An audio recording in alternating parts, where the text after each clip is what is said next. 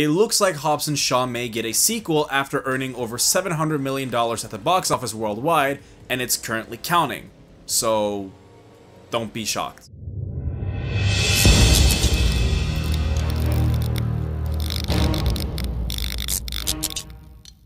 I saw Hobbs and Shaw when it came out in theaters last month, and I gotta say, I had a really fun time seeing this movie. Is it the best Fast and Furious movie that exists out there? No, not at all. But is it better than a lot of the other Fast and Furious movies that exist? Yes, it is. It's better than the 8th movie, I'll say that. Faith in the Furious. But I will say I was very entertained, and I was impressed enough to the point where I would love to see more of a franchising going on with only Hobbs and Shaw, especially Hobbs, because that's originally what they wanted to do. And then Shaw later in the franchise ended up becoming the main villain, and then he started becoming like a good character that a lot of people started to like, and then they decided that, hey, let's make one of the worst villains for Fast and Furious into a good guy and give him his own spin-off with another good guy. Yay! Who gives a shit about logic? Universal has also expressed interest with Vin Diesel that they want to do a female-led spin-off. They want to like explore other things than doing the main timeline with Fast 8, Fast 9, Fast 10. They want to do other characters that deserve more praise, basically. So Hobbs, especially Hobbs and Shaw, ended up getting their own spin-off movie together. That ended up working out. People seem to really enjoy the movie. They want to make a sequel, it seems like, because money talks. If this ends up being a huge success, which it is, they're going to be making sequels. If people seem to really like those two characters pairing up for a movie together, then you're going to get more adventures with them without Vin Diesel. And it's all happening only because The Rock and Vin Diesel are not friends on set. Like, they're being egotistical, they're being babies on set, they have this like huge Hollywood ego boost going on when they're working with each other, like they can't settle down for whatever reason. Oh, and Tyrese Gibson is there, so you know, nobody wants to work with Tyrese Gibson. And it would only make sense that if they want to do Fast and Furious but not with Vin, that they want to do more movies with Hobbs and Shaw. So because of Dwayne "The Rock" Johnson being such a huge star and having a huge influence, and this movie making a lot of money, and they're expressing interest in expanding the universe into anything else than street racing, which they haven't done in a while, then of course you're gonna get a sequel. Now, has that been officially confirmed from Universal yet? Absolutely not, but you can bet your ass that anytime soon, they'll come out with the news and say, yep, you got it, we just greenlit a sequel for Hobbs and Shaw, but I imagine they want to focus on the other Fast and Furious movies first. So currently they are filming Fast and Furious 9. They're going to finish up that movie first. They're going to release it next year, and then when they're done with that, they probably want to focus on the female-led spin-off, because it is happening whether you like it or not. And then after that, I can only imagine if they're doing a Hobbs and Shaw 2, and then they're probably going to finish it off with Fast 10.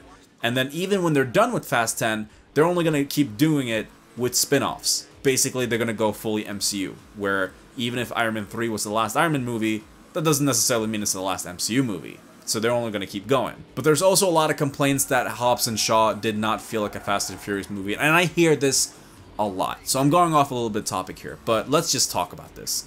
A lot of people complain about Hobbs and Shaw not being a street racing movie, or just because Vin Diesel is not in there.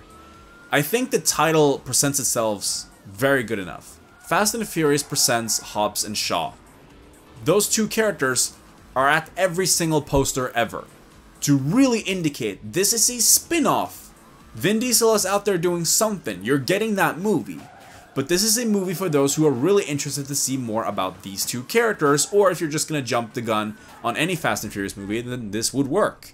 Because who cares about real story here? And those two characters have never really been into street racing all that much. They've just been supervillains and superheroes, fighting a actual supervillain in the movie, with Idris Elba's Brixton character. I mean, that's literally the Fast and Furious version of Winter Soldier. You cannot be more over the top than that. And if you're expecting street racing at this point, you're not gonna get it. You're not gonna get it in a 9th movie. You're not gonna get it in a 10th. If you're ever gonna get it, it's gonna be like a very small scene, just like what they did in Fast 5, where it's a very small scene, and then they're gonna be moving on from fan service and actually do more about the story, because at this point where the characters are, they're like worldwide heroes or international wanted people. They can't do street racing anymore. They're going to be arrested if they do that. And hey, they did street racing in the beginning. People didn't like that, so they moved away from that, and now people are watching the movies. So I don't know what you're complaining about. If you really think the franchise was better with street racing, look at the older movies. They literally did that, and it did not work. It's cringeworthy at its finest. It's cringeworthy now, but it's fun to watch. Back then, it wasn't even fun to watch. It was just cringe. So don't tell me that the movies would have worked only with street racing. They've done that. They can only do it for so much.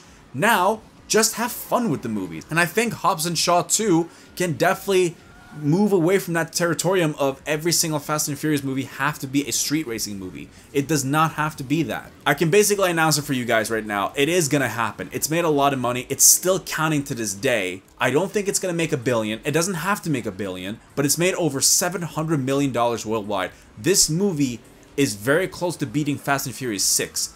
This is going to get a sequel. If it's making money, you're getting sequels, whether you like it or not. Especially with Dwayne "The Rock" Johnson, people love him. And Jason Statham, people love him. So you're gonna get more sequels, especially a second part to the story of Hobbs and Shaw.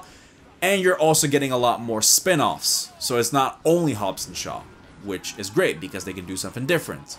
Hopefully. But let me know in the comment section down below what you guys think of Hobbs and Shaw. Did you like the movie? Did you not like the movie? Are you like everyone else who's like totally brainwashed, who's like, oh man, the movies would have been better if they did street racing? Guys, watch the older movies. You're not gonna miss them, trust me. Or are you like me, who's like, yeah, just do like worldwide dominance shit. A bunch of street thugs are saving the world from like nuclear warheads. It's super fun to watch. It's over the top, but that's what the movies are meant to be. So let me know where you stand on the Fast and the Furious franchise. Don't forget to subscribe to the channel for brand new videos just like these. And don't forget to leave a like if you enjoyed. And again, let me know if you want to see a sequel to Hobbs and Shaw, or do you think it should be just a one-off? And that's pretty much it. Take care.